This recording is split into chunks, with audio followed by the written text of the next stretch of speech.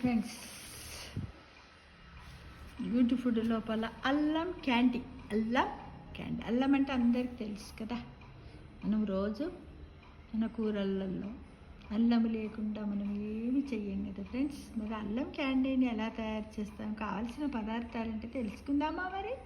Okay, కావాల్సిన పదార్థాలు: అల్లము 150 గ్రాములు, బెల్లము 400 గ్రాములు, రాతి ఉప్పు 1/2 స్పూన్, మిరియాల పొడి 1/2 స్పూన్, పసుపు 1/2 స్పూన్, నెయ్యి 1/2 స్పూన్.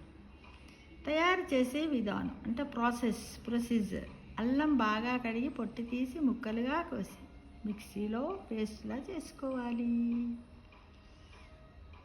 అవసరమైతే కాస్త నీటిని కలుపుకోవచ్చు. ఒక్కోసారి అల్లము దంగదు కదా, అలాంటప్పుడు మనం వాటర్ కూడా యాడ్ చేసి మెత్తగా రుబ్బుకోవాలి.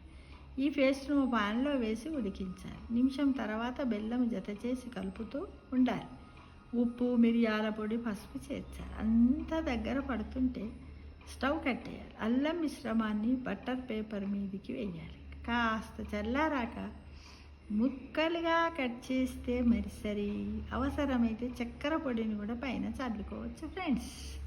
మనకి ఇంకా కొంచెం రవ్వలాగా ఉండాలంటే బెల్లమే కాకుండా ఇది చాలా ఈజీగా ఉంది. అంటే జస్ట్ లైక్ అల్లం మురబ్బ లాగానే ఉంది. కాబట్టి దీన్ని అప్పుడప్పుడు మనం చేసుకొని మన ఇంట్లో స్టోర్ చేసుకొని ఉదయాన్నే తిన్నట్టయితే అల్లం వల్ల మనకి ఎన్నో ఉపయోగాలు ఉన్నాయి. అజీర్తి తగ్గుతుంది, ఇన్ఫెక్షన్స్ తగ్గుతాయి, ఇమ్యూనిటీ పవర్ పెరుగుతుంది. కాబట్టి ఒకసారి చూద్దామా మరి?